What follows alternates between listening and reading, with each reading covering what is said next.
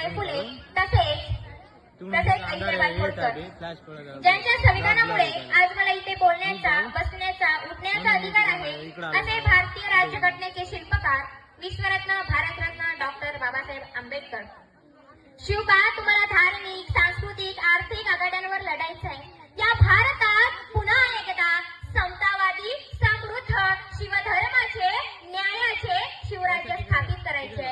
लेकरा भिवू नकोस, ही जिजाऊ तुझ्या पाठीशी आहे असं म्हणणाऱ्या स्वराज्य संस्थापिका राजमाता राष्ट्रमाता माँसाहेब जिजाऊ, ज्यांनी हिंदवी स्वराज्य निर्माण करण्यासाठी आपलं स्वतःचं बलिदान दिलं, असे छत्रपती संभाजी महाराज, व ज्यांनी या महाराष्ट्राच्या मातीला स्वाभिमान शिकवला, या महाराष्ट्राच्या मातीला अभिमान शिकवला, ते म्हणजे छत्रपती शिवाजी महाराज.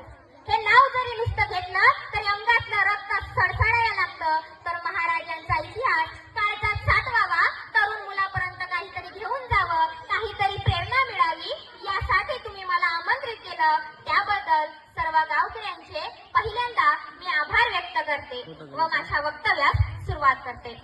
नमस्कार. तुम्ही आणि हिंदवी स्वराज्यातील रामशेषाच्या किल्ल्यांच्या पायथ्याशी मला छत्रपतींबद्दल विचार मांडण्याची संधी उपलब्ध करून दिली, त्याबद्दल आयोजकांचे आभार. छत्रपतींना या जिजाऊंच्या लेकीचा मानाचा मुजरा, मानाचा मुजरा, मानाचा मुजरा. मित्रांनो, छत्रपती शिवाजी महाराजांनी स्वराज्य स्थापन केले, त्यामागे त्यांचे वडील शहाजीराजे व आई जिजामाता यांची प्रेरणा होती. छत्रपती शिवाजी महाराजांचा लढा हा कोणत्याही व्यक्तिगत लाभासाठी नव्हता, तर सर्व मानवी अधिकार नाकारलेल्या जनतेला सन्मानाने जगता यावे यासाठी महाराजांनी स्वराज्य स्थापन केले. त्यामुळे रयतेच्या मानसिकतेत बदल करून सामाजिक, सांस्कृतिक, राजकीय, धार्मिक आघाड्यांवर या क्षेत्रांवर गुलामगिरी मोडून काढली व स्वराज्य निर्माण केले. मित्रांनो, छत्रपती शिवाजी महाराज म्हणजे कोण? छत्तीस हत्तींचे बळ असणारे, त्रस्त मोगलांना करणारे, परत न फिरणारे, तिन्ही जगात जाणणारे, शिस्तप्रिय व वाणिज्य देश, जी जिजाऊंचे पुत्र व महाराष्ट्राची शान, हा हार न मानणारे, राज्याची हिते चिंतक, जनतेचा राजा म्हणजे छत्रपती शिवाजी महाराज. पण राज्यसत्ता ही सर्व लोकांसाठी असते. शत्रू कितीही बलाढ्य असला तरी त्याचा पराभव केला जाऊ शकतो. स्त्रियांवर कधीही अन्याय होता कामा नये, त्याचा सन्मान राखावा. न्याय व कर्तव्य हीच खरी माझी शक्ती आहे. दुसऱ्याच्या धर्माचा तिरस्कार करू नका, सर्व धर्म समान आहेत. महाराजांनी स्वधर्माचा अभिमान बाळगताना हिंदू मुस्लिम धर्माचा मान राखला. रयतेत व सैन्यात सर्व विविध धर्मीयांसाठी प्रार्थना स्थळे निर्माण करून दिली व कोणत्याही जाती धर्मात, कोणत्याही धर्माचा महाराजांनी विरोध केला नाही, भेदभाव केला नाही. मग आपण का करतोय? आज समाजात जातीवाद, धर्मवाद एवढा मोठ्या प्रमाणात वाढला आहे की सोशल मीडियावर तर जात आणि धर्म याचा नुसता धुमाकूळ पेटलाय. काय मुलं मुली व्हिडिओ बनवतात. आम्ही आंबेडकरवादी, आमचा बाप म्हणजे एकच डॉक्टर बाबासाहेब आंबेडकर. आम्ही मराठा, आमचा बाप म्हणजे एकच छत्रपती शिवाजी महाराज. काय चाललंय या समाजात? अरे काय चाललंय या समाजात? मराठ्यांनी आपलंसं केलं छत्रपती शिवरायांना, दलितांनी वाटून घेतलं भारतरत्न भीमरायांना. अरे अण्णा भाऊ आमचे मातंगानी गाहिली गाणी आणि अहिल्याबाई होळकर म्हटलं की फक्त धनगरांची गाणी. महात्मा फुलेंना घरी न्यायला जमले सारे माळी आणि महापुरुषांच्या विचारांची इथेच झाली होडी. खर तर यांचे विचार एवढे मोठे आहे की अवघं विश्व जरी पेंजून काढलं ना तरी अशी विचारधारा मिळणार नाही. म्हणून शिवजयंतीच्या निमित्ताने तुम्हा सर्वांना एक सूचना आहे, लक्ष द्या इकडे. म्हणून शिवजयंतीच्या निमित्ताने तुम्हा सर्वांना एक सूचना आहे की छत्रपती शिवाजी महाराजांनी निर्माण केलेलं स्वराज्य हे डॉक्टर बाबासाहेब आंबेडकरांनी घटनेमध्ये उभं उतरवलं. आम्ही अण्णा भाऊला अण्णा म्हणतो, बाबासाहेबाला बाप म्हणतो, ज्योतिरावांना आजोबा म्हणतो, तर छत्रपती शिवाजी महाराज हे आपले पितामह आहेत. हे नातं कधी कमी होऊ देऊ नका व या दोघांना वेगळं करण्याचं पाप मात्र तुम्ही करू नका. कारण दोनच राजे इथे गाजले कोकण पुण्य भूमीवर, एक त्या रायगडावर, एक चौदार कड्यावर. मित्रांनो, छत्रपती शिवाजी महाराज की, छत्रपती शिवाजी महाराज की.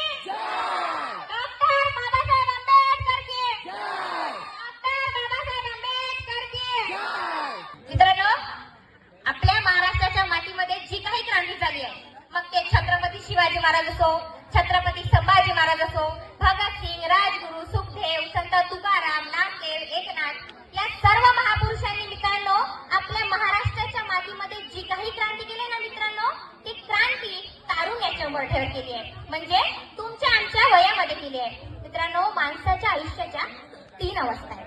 पहिली बाल्य अवस्था, दुसरी तारुण्याची अवस्था आणि तिसरी वृद्ध अवस्था. माझं बोलणं समजत आहे ना? बोलणं समजत आहे का? पहिली बाल्य अवस्था, दुसरी तारुण्याची अवस्था आणि तिसरी वृद्ध अवस्था. बाल्य अवस्थेचा जर आपण विचार केला, एखाद्या लहान मुलाला दगड दिला आणि हा दगड फेकून मार म्हणलं तर तो मुलगा एका मिनिटात तो दगड फेकून मारतो, कारण बाल्य अवस्थेमध्ये कृती आहे पण विचार नाही.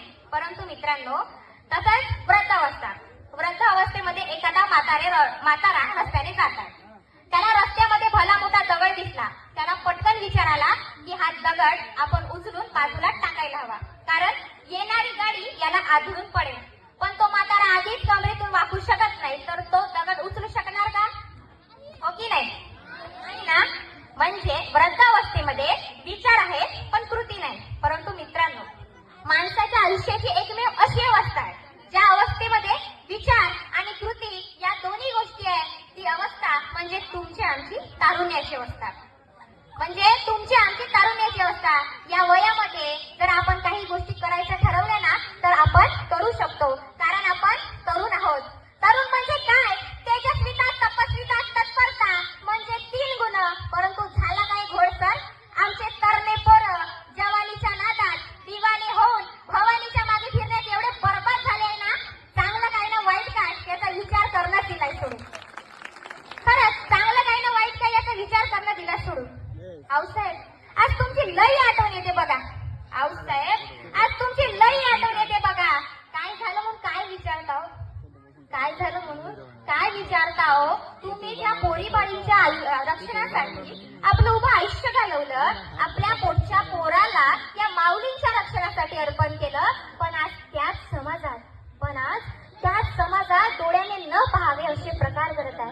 आज अन्याय, अत्याचार, बलात्कार एवढ्या प्रमाणात होत आहे, पण आम्ही मात्र कायद्याची भूत घालून बसलो आहोत आणि या वांजुट्या व्यवस्थेकडून न्यायाची अपेक्षा करतोय.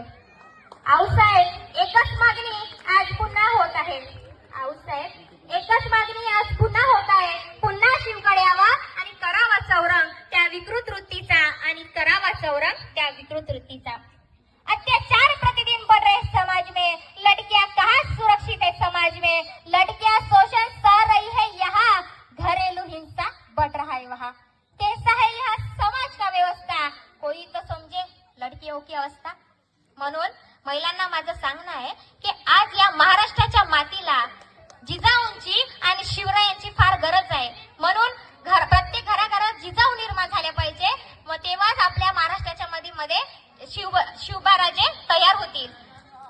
मातेच्या स्वभावे पुत्राची ग्रामोन्नतीचा पाया शिक्षण, उद्याचे राष्ट्र आजचे संतान, यासाठी पाहिजे आदर्श गुरुजन राष्ट्र निर्माते.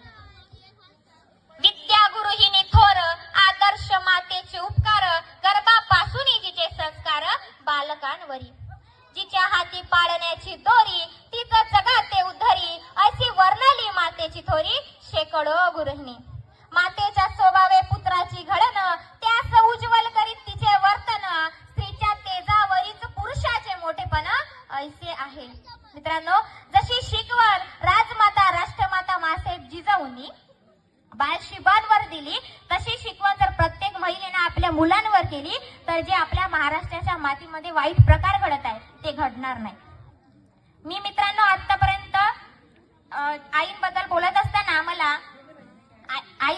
असताना स्वामी विवेकानंद यांचा एक दृष्टांत आठवला. एका मुलाने स्वामी विवेकानंदाला प्रश्न विचारला की स्वामीजी, आपल्या आयुष्यात आई आणि वडील तितकेच महत्वाचे, मग आईचेच पांग फेडता येत नाही, ऋण फेडता येत नाही असे लोक का म्हणतात? तर स्वामीजी म्हणाले, मी तुला तुझ्या प्रश्नाचं उत्तर देईन, पण त्याआधी तुला एक काम करावं लागेल. स्वामीजीने बाजूला असलेली 1 किलोभर वजनाची वीट हाती घेतली व त्या मुलाच्या हाती दिली व सांगितलं, तुझ्या कमरेचा ठेला सोड व ही वीट तुझ्या पोटावरती व्यवस्थित बांध आणि घरी जा. 9 तास तुला जे काम करायचे ते काम कर. व बरोबर 9 तासाने असाच माझ्याकडे परत ये. मग तुझं हे ओझं सोडूया आणि तुझ्या प्रश्नाचं उत्तर मी तुला देईन. तो मुलगा पोटावरती ओझं बांधून घरी गेला. पोटावरती ओझं बांधून त्याला चालताही येत नव्हतं. पोटावरती ओझं बांधून त्याला बसताही येत नव्हतं. पोटावरती ओझं बांधून त्याला झोपताही येत नव्हतं. पोटावरती ओझं बांधून त्याला जेवताही येत नव्हतं. पोटावरती ओझं बांधून सगळ्या क्रिया करणं त्याला कठीण झाल्या. तो अस्वस्थ झाला. स्वामीजींनी त्याला 9 तासाने बोलावलं होतं, परंतु तो मुलगा 3 तासाने स्वामीजींकडे गेला व म्हणाला, स्वामीजी मी तर तुम्हाला साधा प्रश्न केला हो. स्वामीजी मी तर तुम्हाला साधा प्रश्न केला हो, तुम्ही तर मला शिक्षाच दिली. स्वामीजी म्हणाले, अरे बाळा, हे ओझं पोटावरती बांधून तुला 9 तास सुद्धा पेलता आलं नाही, त्याच्या कितपट असणार तुझं वजन. तुझ्या आईने 9 महिने गर्भामध्ये सांभाळला आहे, तिचे उपकार तू कसे फेडू शकणार आहेस. खरंच सगळ्या नात्यात दुधाचं नातं महान असतं. सगळ्या नात्यात दुधाचं नातं महान असतं आणि आई या शब्दापुढं सगळं जग लहान असतं. सगळं जग लहान असतं.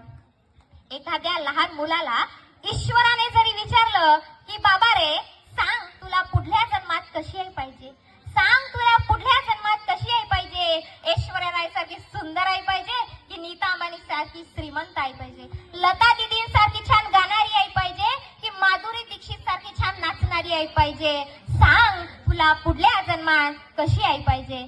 ते मूल त्या ईश्वराला सुद्धा सांगेल, नको कोणी ऐश्वर्या, नको कोणी अंबानी, भलेही माझी आई मला पाजू दे पिठात मिसळून पाणी, तिच्या हाताच्या पाण्यालाही अमृताची चव येते. लता दीदी असतील ग्रेट, पण मला माझ्या आईच्या संगाईने झोप येते, पण मला माझ्या आईच्या संगाईने झोप येते. एकदा जोरदार टाळ्या आपल्या आईसाठी वाजवा. संदर्भ समजला ना? इकडे वरती बोलतच आहे. बंद किस्मत की कोई ताली नहीं होती, सुखी मुदों की कोई ताली नहीं होती. अरे बंद किस्मत की कोई ताली नहीं होती, सुखी मुदों की कोई ताली नहीं होती. जो झुक जाते हैं माँ बाप के चरणों में, जो झुक जाते हैं माँ बाप के चरणों में, उनकी झोली कभी खाली नहीं होती, उनकी झोली कभी खाली नहीं होती. बरं बोलू की थांबू? बोलू की थांबू? बोला बोला बोलू. अरे बोलत नाही तर भिजतो काय करायच्या बाप्पाला. अधिकार दिलाय मला डॉक्टर बाबासाहेबांनी इथे बोलण्याचा, बसण्याचा, उठण्याचा. या ठिकाणी तुमच्या गावामध्ये विविध जाती धर्माचे लोक राहतात, तरी या ठिकाणी उपस्थिती दर्शवून हे बघून मला फार आनंद झाला. हिंदू मुस्लिम सिख ईसाई धर्म कोई न्यारा, मानवता यही धर्म हमारा. मित्रांनो, जातपात धर्म हे काही नसतं. महाराजांनी कुठलीही जातपात धर्म मानलं नाही, मग आपण का मानतो. या ठिकाणी सर्वांनी या, कारण सर्व सबके लिए खुला है मंदिर यह हमारा, बड़े बहनों को बुलाए मंदिर यह हमारा. तो की बस्ती में बेसहारा प्यार है, मंदिर और मस्जिद सबके लिए खुला है. मंदिर और मस्जिद का रिश्ता सबके लिए खुला है. म्हणून या ठिकाणी सर्वजण यावं आणि या कार्यक्रमाची शोभा वाढवावी असं मी सर्वांना विनंती करते. मित्रांनो, मी आता जे काही ज्ञान दिलं तुम्हाला ते सर्वांनी ज्ञान म्हणजे 5% तरी ज्ञान सर्वांनी आत्मसात करा. नाहीतर कोंबडी सारखं करू नका. कोंबडी कशी खेळायला जाताना घरून स्वच्छ जाते फ्रेश मध्ये, आणि तिथं खेळायला गेल्यावर मस्त अंगावर माती घेते व मातीमध्ये लोळत मस्त खेळते, आणि घरी यायच्या वेळेस काय करते, पूर्ण जे अंगावर पंखावर माती घेते ते पूर्ण पंख असे झटकाळून टाकते आणि घरी वापस येते. म्हणजे दिवसभर घेतलेलं ज्ञान ती कोंबडी तिथंच टाकून येते. तुम्ही पण तसंच करू नका. या ठिकाणी आता तुम्ही कार्यक्रम बघल्यानंतर घरी जाणार, इथून उठल्याबरोबर तुम्ही कपडे झणकाळाल, ते कपडे झणकाळल्याबरोबर मी दिलेलं ज्ञान तुम्ही झणकाळू नका. काय ज्ञान तुम्ही झणकाळू नका.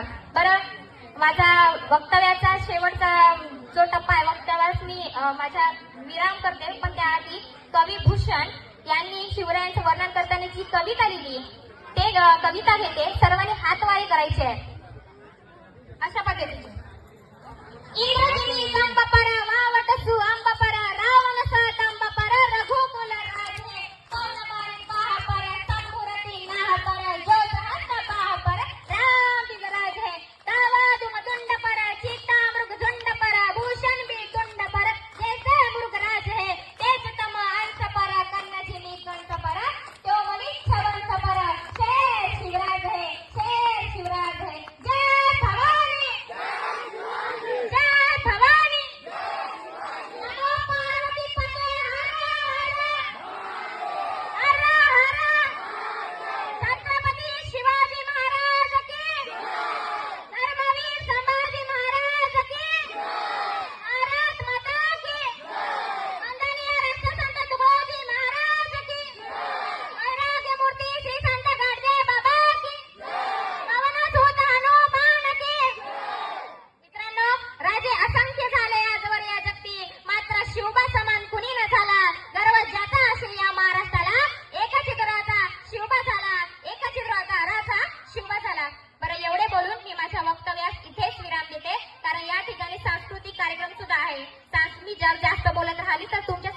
कार्यक्रमाला उशीर होईल. आयोजकांनी मला या ठिकाणी आमंत्रित केले तरी सर्व शिवशाही मंडळ पिपळडा व सर्व गावकऱ्यांचे मी खरंच खूप खूप आभार व्यक्त